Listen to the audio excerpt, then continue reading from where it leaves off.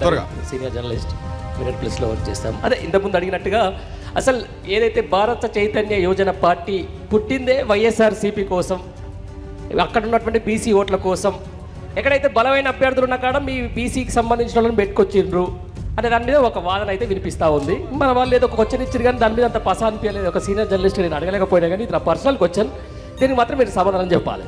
8 నెలలకు ముందు భారత చైతన్య యువజన పార్టీ ఆవిర్భావం జరిగిన తర్వాత నా మీద కానీ పార్టీ మీద కానీ అనేక రకాలైన ఆరోపణలు చేస్తున్నారు. నా వెనక ఎవరో ఉన్నారు, నా వెనక ఏదో పార్టీ ఉంది, ఏదో పార్టీ కోసం నేను ముందుకొచ్చాను అని చెప్పి రకరకాల ఆరోపణలు చేసే కార్యక్రమం చేస్తున్నారు. ఈ ఆరోపణలన్నీ కూడా పూర్తి అవాస్తవమని నేను ఇప్పటికే చాలాసార్లు చెప్పడం జరిగింది. ఏదో ఒక పార్టీ కోసమో ఒక నాయకుడి కోసమో నేను పార్టీని తీసుకురావాల్సిన అవసరం లేదు. నిజంగా ఇలా ఆరోపణలు చేస్తున్న వాళ్ళలో ఏ ఒక్కరైనా దీనికి ఆధారాలు చూపిస్తే, నేను ఏదో పార్టీతో కానీ నాయకుడితో కానీ లాలూచి పడ్డాను లేదా నా వెనక ఏదో పార్టీ ఉంది నాయకులు ఉన్నారని చెప్పి నిరూపించగలిగితే ఈ రోజే నేను రాజకీయాలు మానేసి పార్టీని రద్దు చేసుకోవడానికి కూడా నేను సిద్ధంగా ఉన్నాను. 100%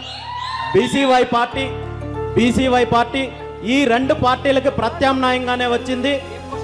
అయితే నా మీద ఇన్ని రకాలుగా, నా మీద కావచ్చు పార్టీ మీద కావచ్చు, ఇన్ని రకాలుగా ఆరోపణలు రావడానికి కారణం ఏంటంటే ఈ రాష్ట్రంలో మీడియా కావచ్చు, వ్యవస్థలు కావచ్చు, రాజకీయాలు కావచ్చు, ఏదో ఒక రకంగా ఈ రెండు పార్టీలకు అనుకూలమో వ్యతిరేకంగా అన్నట్టు రాజకీయం అంటే ఈ రెండు పార్టీలో ఉండాలి, మూడో వ్యక్తి రాకూడదు, మూడో వ్యవస్థ రాకూడదు అనే ఆలోచన ఉండడం వల్లే ఇలాంటి ఆరోపణలు వస్తున్నాయి. ఇందులో భాగంగానే ఇప్పటి వరకు వచ్చిన చాలా పార్టీలు ఇలాంటి ఆరోపణలు తట్టుకోలేక, ఇలాంటి ఆరోపణల ముందు నిలబడలేక వెనకడుగేసిన పరిస్థితి కూడా ఉండదు.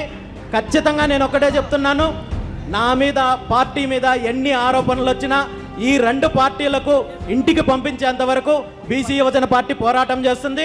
రాష్ట్ర రాజకీయాల్లో బీసీ యువజన పార్టీ ఒక చరిత్ర అయితే రాయడానికి సిద్ధంగా ఉంది, అందులో ఏమాత్రం అనుమానం లేదు.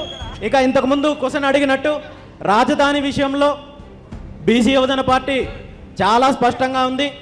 ఇప్పటికే చాలాసార్లు చెప్పడం జరిగింది, ఏ రాష్ట్రానికైనా రాజధాని ఒక్కటి ఉంటేనే అది అభివృద్ధి చెందుతుంది, ప్రజలకు, రాష్ట్రానికి, రాష్ట్ర అభివృద్ధికి అన్ని రకాలుగా మేలు చేకూరుతుందనేదే బీసీ యువజన పార్టీ ఉద్దేశము.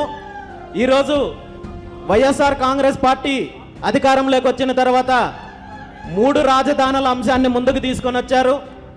ఈ 3 రాజధానుల అంశం అనేది కేవలము వైఎస్ జగన్మోహన్ రెడ్డి గారికి, అతని పార్టీకి సంబంధించిన వ్యక్తిగత అంశము.